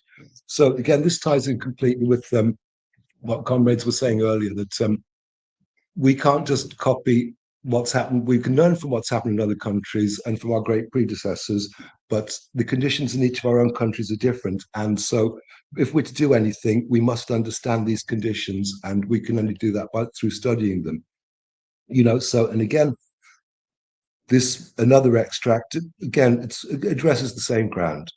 The point is that we should not mechanically copy forms and methods of the Soviet Union, but should learn from its experience and struggle in Marxist-Leninist truth. So while learning from the experience of the Soviet Union, we must put stress not on the forms, but on learning the essence of its experience. So again, we can learn from the past, but again, the conditions are different. So the only relevance to us is that we can apply these learnings to our own conditions, and then through this dialectic, come out with our new forms of ways of working. So again, Marxism-Leninism is not a dogma. It is a guide to action and a creative theory. So Marxism-Leninism can display its indestructible vitality only when it is applied creatively to suit the specific conditions of each country. So again, here we see the level of Comrade Kim's understanding of the dialectical process and of Marxism-Leninism. And this is so relevant today to us, and so much we can learn from. And I'll just finish off with one more thing, again, which is very relevant to the debates we're having in our country today as well. Internationalism and patriotism are inseparably linked with each other. You must know that the love of Korean communists for their country does not go against the internationalism of the working class, but conforms fully to it. The one supreme goal of the working class of all countries is to build a communist society. The difference, if any, lies only in the fact that certain countries do this earlier and others later. So, and following on, thus, patriotism and internationalism are inseparable. He who does not love his own country cannot be loyal to internationalism, and he who is unfaithful to internationalism cannot be faithful to his own country and people. A true patriot is precisely an internationalist and vice versa. Again, this is so important to us for our work in the future and now. And I thank Comrade Theo as well, who alluded earlier to the struggle that's happening in Ukraine. And I'm also a member of the International Ukraine Anti-Fascist Solidarity Group, and we're very proud to support the people in Donbass and the people of Russia and their struggles against the fascist regime in Ukraine. And in the last couple of years, very correctly, we've seen worldwide increased sympathy for the Palestinian people and their struggles, and revulsion at the actions of the Israeli government, bolstered by our government, unfortunately, and the United States, amongst others. So one of the things we see is, for example, our corrupt bureaucratic trade union leaderships have managed to reach a position where they say they support Palestine and Ukraine.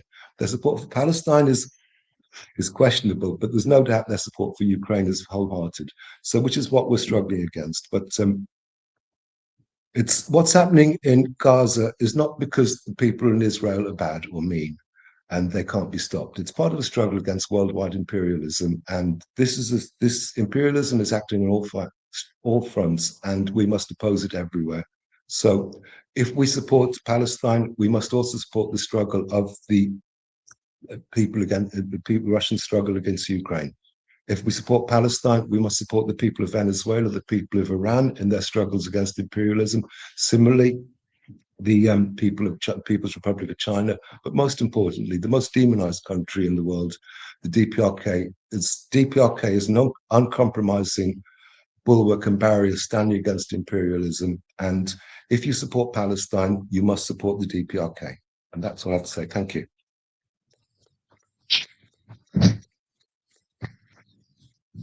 Well, thank you very much for your speech, Gareth. That was a very good speech, very relevant, and that's what we all say. If you support Palestine, then you should support People's Creed. You should support the DPRK. We cannot understand the positions of people who say they support Palestine, but they won't support the DPRK. People who say they support Cuba, but they cannot support the DPRK. And these people are not aware of the fact that Comrade Che Guevara himself actually praised the DPRK, said it was the socialist country that he admired the most. Now, we've got say a few questions from the chat. I shall try and take the questions from the chat, but also in a minute we may have some questions from the real life audience here. So I will take those first, and then questions from that. One minute, please. Then take questions from the chat, and then we will close the meeting. We're going to have for the actual real life participants here, we will have a collection, and there is a literature table and KFA merchandise, some of which has already been sold. But before we go any further, and this is for the actual people who are here today in Brixton with me, it's customary at these meetings to adopt a message to respected Comrade Kim Jong-un as a token of solidarity.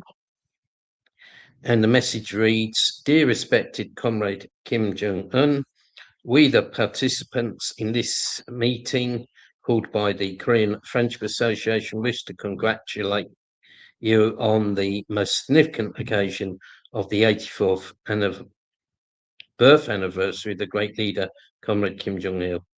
Comrade Kim Jong-il was the successor to the great revolutionary cause started by the great leader, Comrade Kim Il-sung.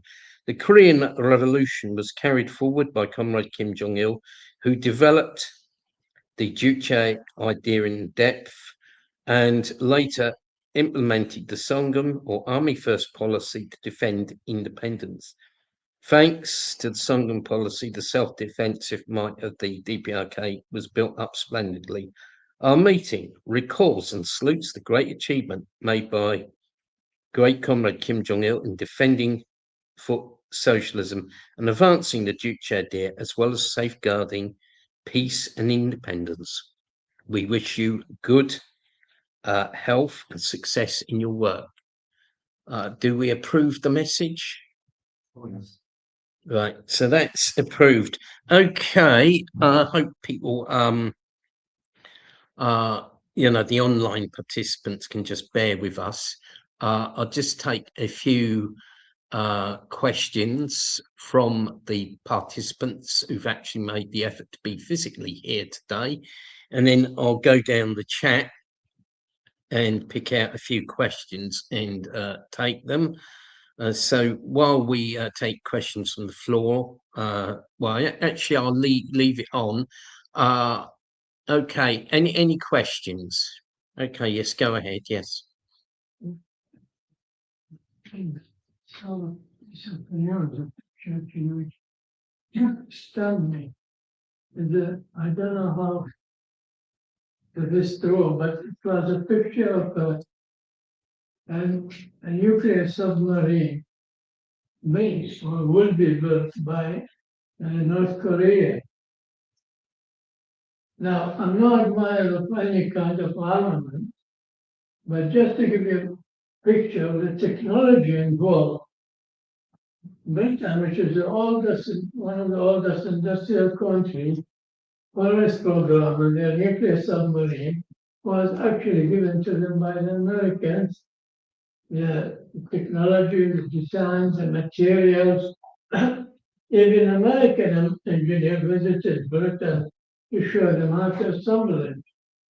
And yet here is a country which is no bigger than Syria and Iraq or whatever, is producing this highly sophisticated technology. I'm not admirer of any weaponry, but I just want to show what's involved in making a nuclear submarine. Here we have Syria and Iraq, part of the fertile present. Throughout history, we really have to live there to see how fertile it is. I'm talking about the Levant, not about Arabia, right? And multiple rivers, fertile soil. You really have to live there to see how fertile it is, where thing grows, being grapes, anything. And yet we're having a famine in Iraq, a famine in Syria, a famine in Sudan, etc. It's beyond belief. And the same region is the biggest producer of oil in the entire world put together, the biggest producer of oil, and yet we're having a power cuts every hour of the day, no water supply. So I'm, as a person who comes from there, I'm starting to ask myself, what could happen? Why North Korea is like that, and why we ask about in the medieval ages, where there's no water, no electricity. And the reason, is it Marxism? No, we saw Marxists collapse like a house of cards. You see, Koreanism doesn't just come with airplane and tanks. After they break the army, and they occupy, as in India, the second tool and the most lethal tool is corruption, which is the society in South Africa. All nations have some degree of corruption. But in India, after the British occupied it, it reached such a degree that in order to buy a railway ticket, you actually have to bribe the railway man to sell you the ticket. This is how. So the wisdom, there's very few leaders in this world who have the wisdom of the North Korean leadership, because they have no illusion. There's very few leaders in the world. They have no illusions. Gone are those days where Chairman Mao Zedong sent his most beloved son to be incinerated by a bomb from the RAF in the Patriotic War of Korea in the 50s. His most beloved son. Gone those days. So they have no illusion. Look what corruption. Look what corruption. I'm finished. Look what corruption did in Venezuela. The one in charge of the security of Maduro chopped him off. The commander of the Russian regiment did the same. I'm not saying Moscow shot Maduro. Oh God, perish the thought, perish the thought, perish the thought. But corruption is contagious.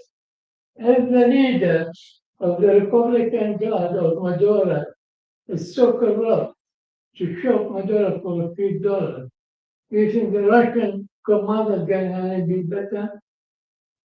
So how do you know? That is the tragedy. We are the most fertile region in the world.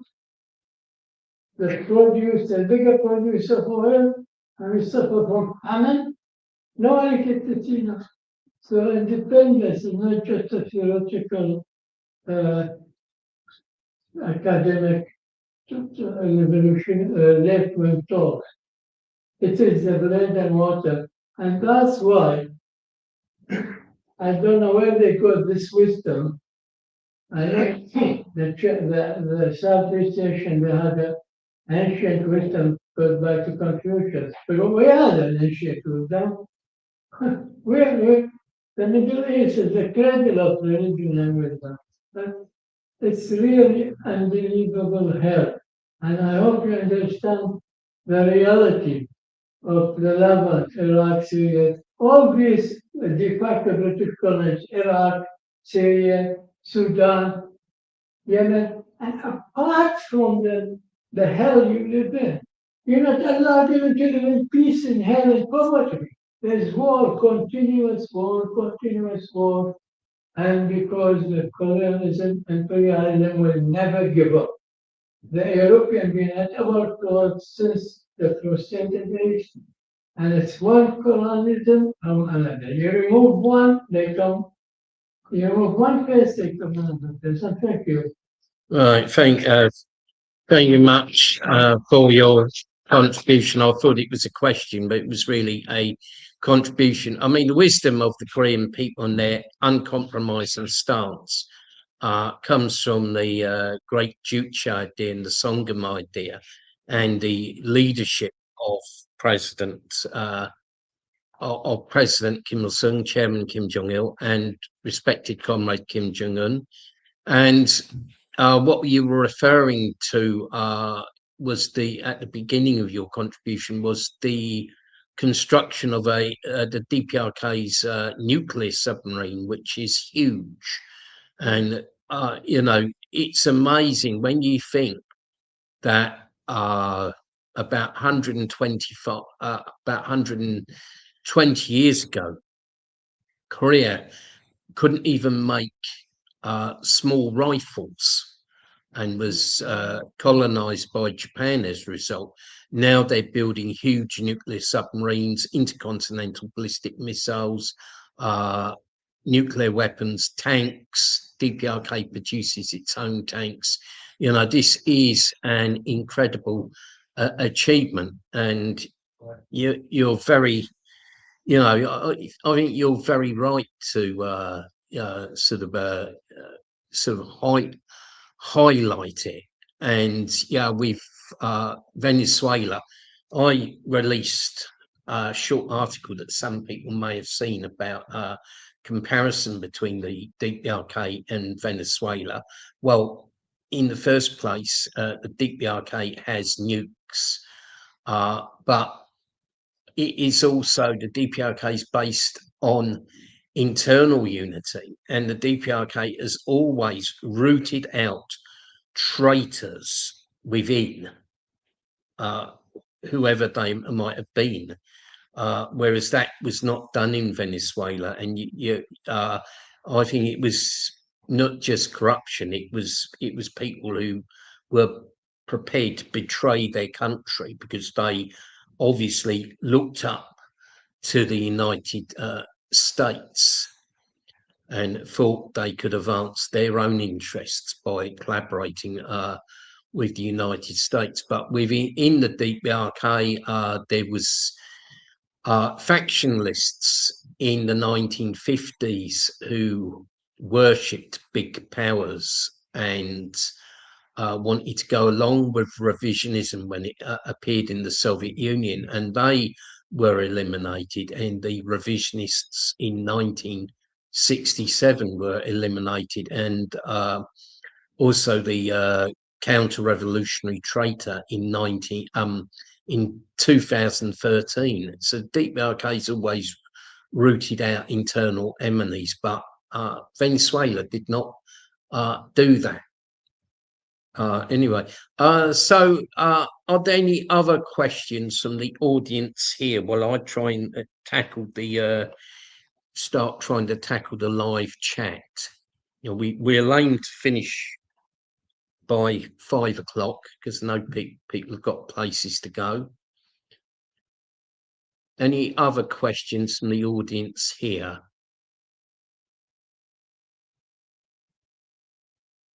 Yeah, the DPRK has a very strong line, of independence. Whereas if you look at like Venezuela wasn't very independent, there was still, like collusion within. I think that is where it's a big difference. The US was able to manipulate and do what they like. The DPRK has a very strong ideology. They never served the US interest. They never collaborated anyone. That's what makes the DPRK so strong. Whereas the state, like Venezuela, was independent, of course. They did serve the US, but there are weaknesses that enabled the US to do it. And that's what the need to understand. The US doesn't care what happens in other countries, provided their interest is served. And that's why the DPRK is correct. They're following the correct line of independence. And the US gets frustrated. It can't, so it's an important lesson to be learned from the DPRK, and we need to apply to other countries what's happened. Why is the US able to manipulate other countries that they can't do DPRK? Right. I mean, take for instance when the US invaded Afghanistan, in 2001, the Pakistani government actually served the US. They went backward. They allowed the US to go into Afghanistan, or the US warplanes that bombed Afghanistan, because Afghanistan is a land of countries. And Russia. Yeah, and Russia. And Argentina. That's right. So you can't serve these, you can see the US will take advantage of the weakness in,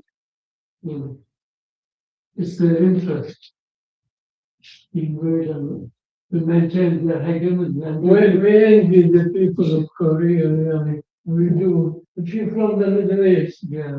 You know what I mean, but that's right. See, it's not, they just don't allow us to live in poverty. Yeah. No. Poverty, wars. Yeah. Yeah, one person at a time, one person at a time, please. Remember, we are also live. So, have you finished your contribution, Jamal?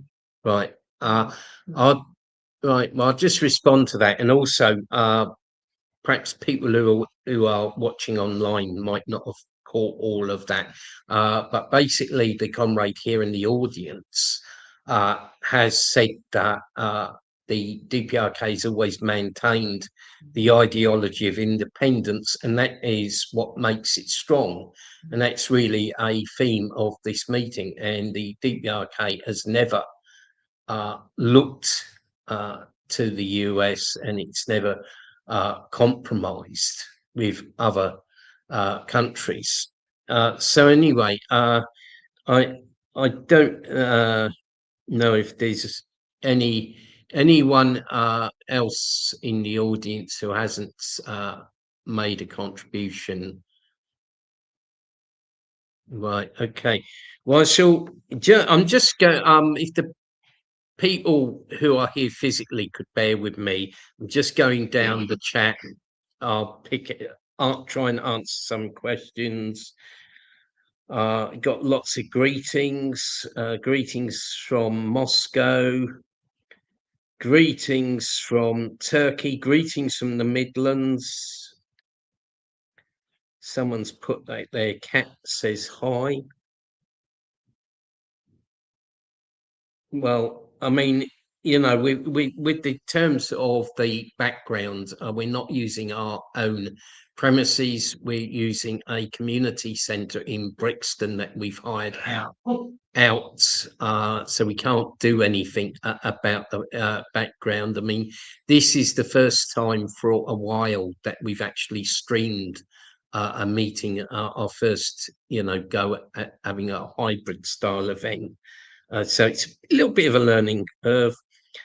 And yeah, we got greetings from KFA Greece, and that's actually from George Hadipatris, who some people in the audience might remember. He's also a KFA UK member, and when he lived in London, before he moved to Greece, he always came to our meetings. I think a couple of people here will remember him. Yes, greetings to you. Is the DPRK getting access to their vast mineral resources? Well, yes, the DPRK has access to its mineral resources, but these are utilised in a planned way, according to the planned economy, so they won't be squandered at once. And also, the imperialists cannot get their hands on them. Standing solid with solidarity with Cuba, yes. Well, we got a troll on the chat. In fact, Juche means independence, self-sustenance, and self-reliance in defence. Yes, capitalism does serve the top 1%.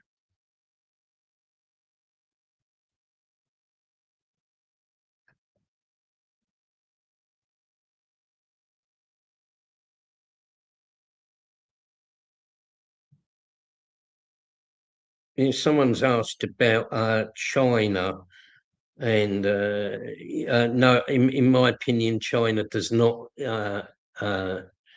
use Juche. China has a different system. Yeah, and someone's correctly put only the DPRK has Juche. I'm just replying to the serious questions here.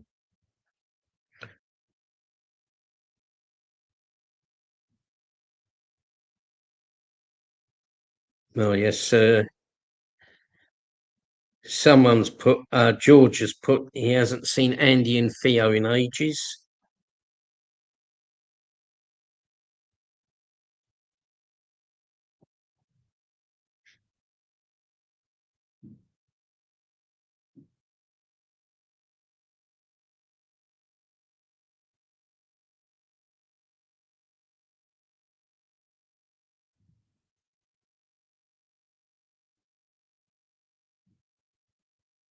Now, someone's put something I find very frustrating is how many people here in Sweden who generally reserve hatred for the DPRK and have fallen for the propaganda. Well, yes, that's true. In many countries, people have just fallen for the anti-DPRK propaganda, and it is being spread by all kinds of sources. And as I said earlier, yeah, Amnesty International, they're spreading anti-DPRK propaganda, and Amnesty International is not about human rights. It's a CIA front organization. I can remember reading an old Soviet pamphlet about Amnesty International, which showed they were funded by the CIA.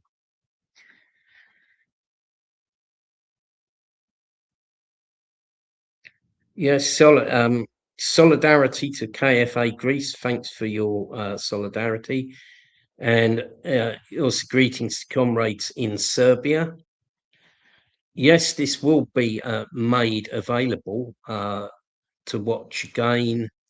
You know, it's been done through StreamYard.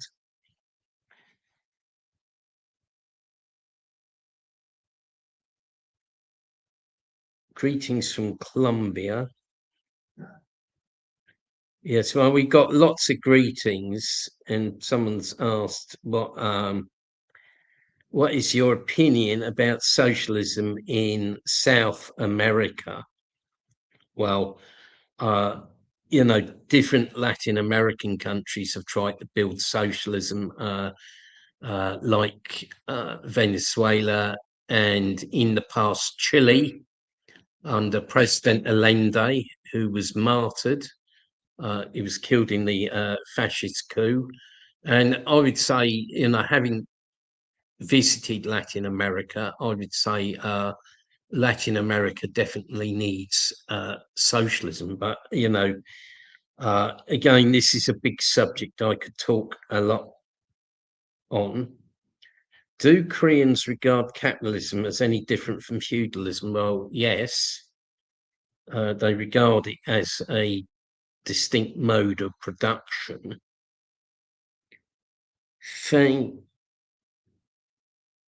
Thank you for your insights and opinions. What do you expect from the incoming 9th Party Congress in the DPRK? And I think this is a good question, and one I can also speak to the audience here. Very soon, I think maybe next week, the 9th Congress, the Workers' Party of Korea, will be convened, which will last several days. They will elect a new leadership. And what I would expect is, I think they're going to announce the plans to expand the nuclear force and the military, but at the same time, a big campaign of construction. They will adopt a new 5-year plan. And, you know, you will see the further rollout of the 20 by 10 regional development program, and the building of regional factories and new housing that will be announced, and the building of new public health facilities as well. And I believe that they will also take decisions about foreign policy of the DPRK. Looking forward to the celebration of Military Foundation Day, which is tomorrow.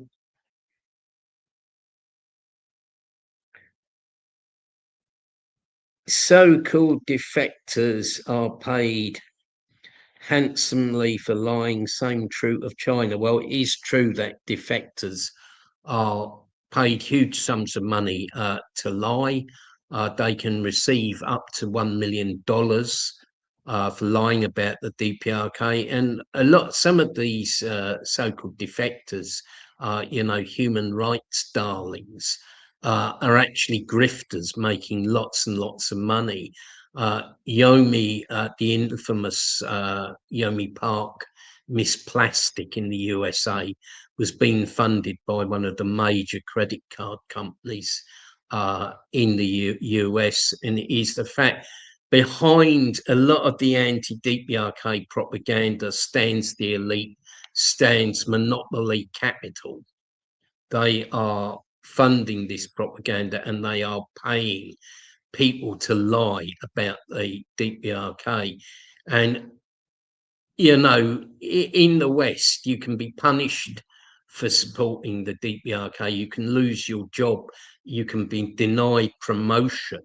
But if you're prepared to lie about the DPRK, you can make huge sums of money. That's the fact.